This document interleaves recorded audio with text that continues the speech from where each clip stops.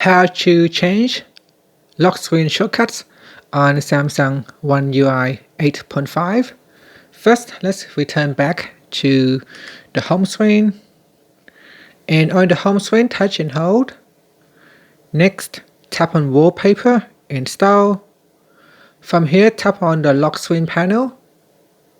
Then, to change the shortcut on the left hand side or the right hand side, we can tap on it. So let's say if you want to replace the phone icon with a different shortcut, tap on it.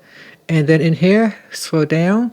In the list, there are different shortcuts, actions, and apps that you can select.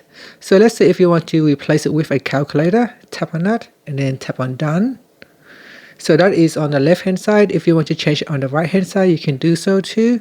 So tap on the right hand side shortcut and choose voice recorder, for instance, and then tap on Done.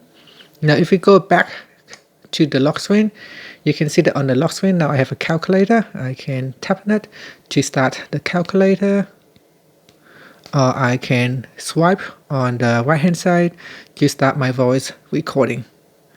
And that's it. Thank you for watching this video. If you find it helpful, please like and subscribe to my channel for more videos.